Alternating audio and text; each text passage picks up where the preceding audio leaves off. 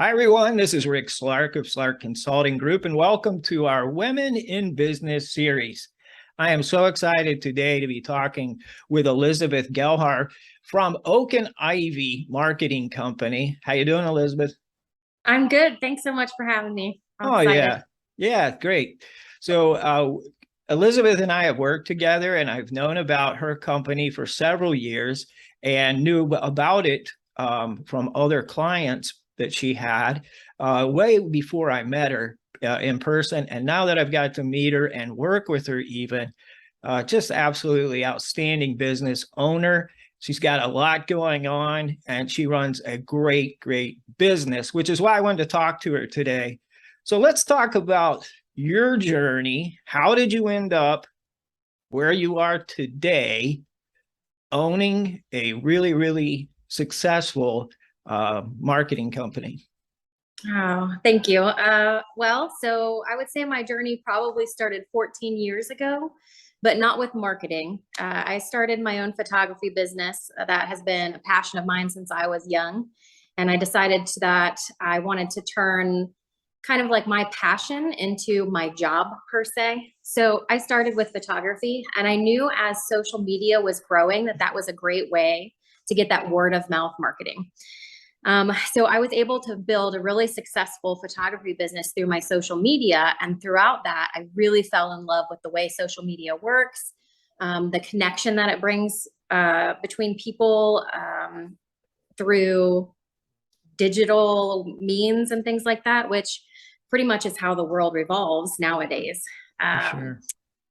so I fell in love with that. And I remember coming up to a friend of mine who owned a website business. And I said, hey, do you think there's a market for this? Because I really enjoy doing this for other people. And I know in the past I have struggled with, and I know some of my friends have struggled with, we're in the day-to-day operations of the business, right? We're focused on our products, our clients, things like that. Social media consistently falls to the wayside. But unfortunately, it's like a huge marketing tool that, we miss out on when we're focused on everything else. And so he said, yeah, absolutely. We have lots of people that struggle with that. A lot of business owners, don't understand social media. They're not interested in social media, but they know the importance of it. And so that kind of turned into this like whole new thing. And so I started with my friends, kind of That's like awesome. photography, started helping out some of my friends and then growing it and just really diving deep into marketing and things like that. So, oh, go Yeah, ahead. No, go ahead. I was going to say, and then I had the opportunity. So I'm in the Air National Guard as well. Oh, awesome. And I cross-trained from a previous career field in financial management into public affairs. And part of that is to align my personal career of photography in with my military career as well. So that encompasses photography and social media. So I had the opportunity to kind of go and learn more tips and tricks behind social media and really great ways to be professional about it and use it on a large scale. Well, like I said earlier, I've worked with you and you are very good at what you do, very conscientious. And I can just say that from just my personal experience with Thank you. you. So talk a little bit about COVID. As a business consultant, Yes. I ran into a lot of business owners who didn't really have a digital footprint, or if they did, it was just very minimal. So how did that whole COVID-19 jumpstart or accelerate what you were doing? Yes. So a lot of businesses didn't have a social media presence, or if they did, it was, just posting here or there, very inconsistent. And with something like COVID happening, it really changed marketing for a lot of businesses. We saw a huge uptick in, the need for social media, especially since you couldn't have that personal contact. For clients to be able to sell online and get their name out without being able to see people was huge. Yeah, for sure. Yeah.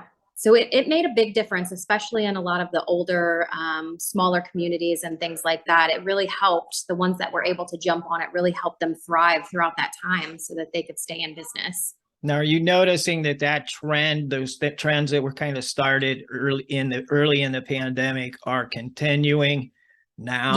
Yeah. Yeah. Yeah, absolutely. I think if anything, that necessity of having to have it during that time kind of showed people the power behind using social media and being able to connect with followers and customers and clients. Yeah. So I'm going to ask you a quick, what kind of mistakes do you see really commonly happening in, let's say, a company, smaller company or whatever, and they're trying to mess around with their marketing on their own? And what are like two of the most common things you see that are happening? Gosh, the most common.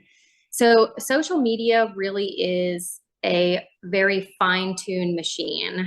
And so there are so many different pieces and so many encompassing items that you have to take into account to have a really good social media, anywhere from quality graphics to how many words you choose to put in your content, whether you use an outside link or an inside link. So, I mean, I could go on for days, about all the different ways to make that work. But I would say probably the two most common mistakes that I see is one is inconsistency. Yeah. So if you think about social media as a wheel, turning a wheel, if you're consistently pushing that wheel a little bit and you keep it turning, you're going to see the results. Now, if you push it for a little while and then you let it sit for a while and then you go to push it again, it's much harder to get that wheel turning again. So being able to stay consistent, there's differing opinions on how often you should post, but the one thing that is common across the board is be consistent. If you're only posting 3 times a week, make sure you stay posting 3 times a week. If you're posting 5 times a week, try to maintain that 5 times a week, because that consistency really keeps that wheel going. And those results are what you see after an extended period of time. So you just have to keep pushing that wheel. I think the second one is probably not well thought out content. People think that if they post anything, it's something, and that's good. That's me. And what you post really matters. You really have to have some good bread and butter in there. And a lot of times people use social media, say, okay, I'm going to sell. So every post is buy this, buy that, I'm selling this, look at this that I offer. And that really tunes a lot of people out.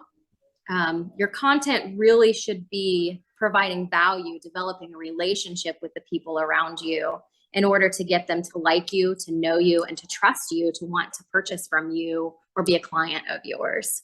So really taking the time to think through and provide value to others is a super important tool on your social media. Yeah, those are great. Those are really good tips. And I know consistency is really hard for everybody. There's so much to do.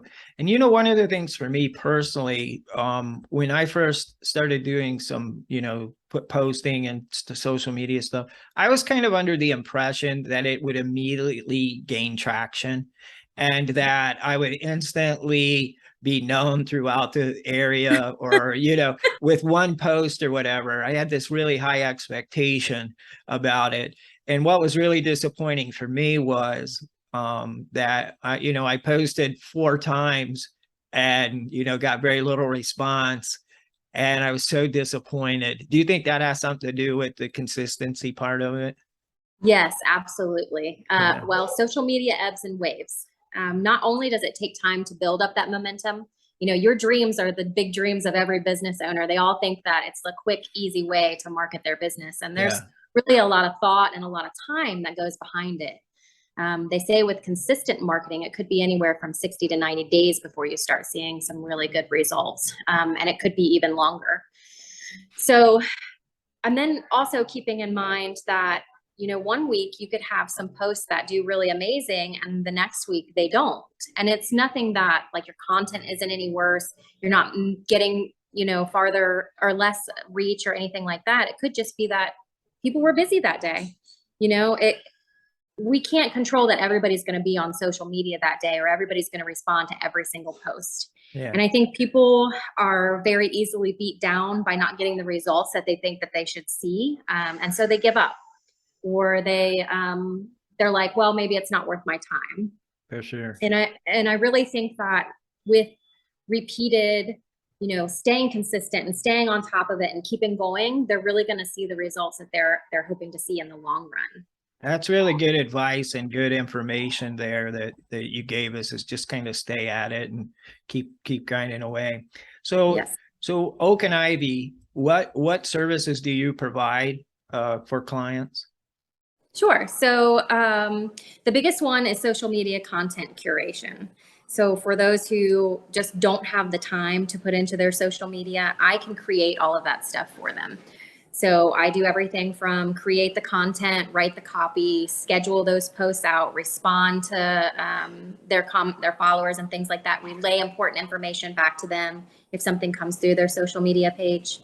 So that could be anywhere from just posting a couple of times and filling in their gaps, or completely managing their social media 100%. Yeah. Some other things that I do is the photography side, so commercial photography. So if they have products or they have headshots or they need branding photos, things like that, I can come in and do that as well. Gotcha. And then copy. So whether they need website, something written for blogs or their website, or for a special that they're having or an event or anything like that, I can do those as well.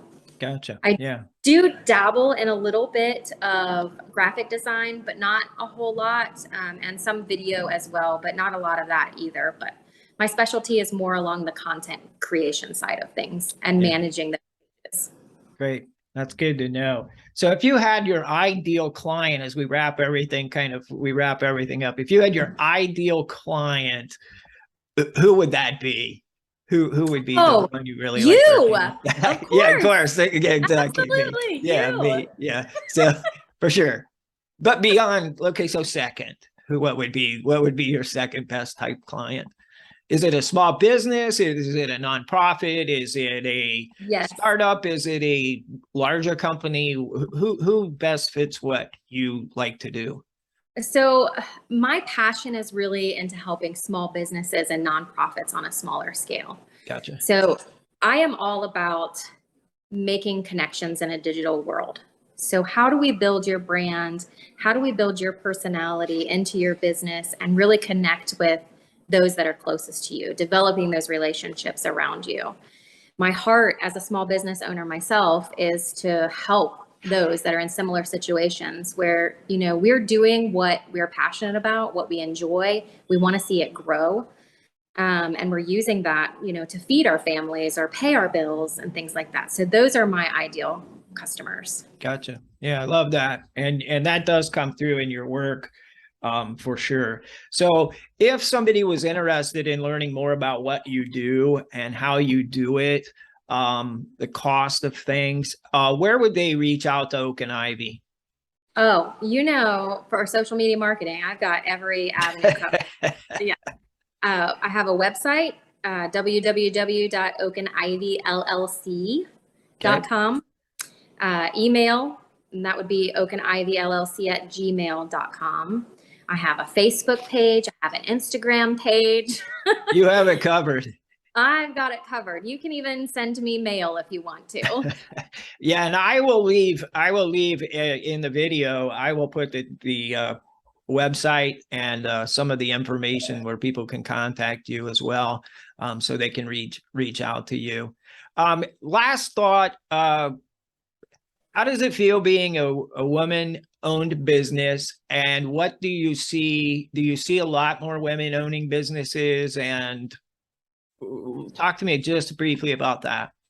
Yeah, so I would say that I take a lot of pride in being a woman-owned business.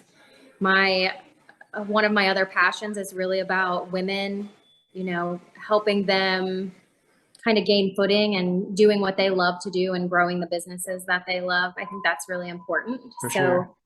I'm glad that I get to be a part of that. Yeah, that's awesome.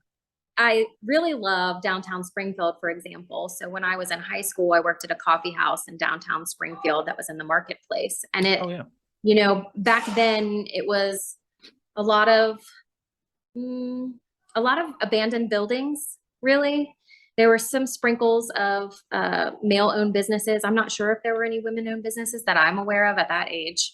But it's been really cool over the last, we'll say 10 years. It's probably been longer than that, but we'll say 10 years.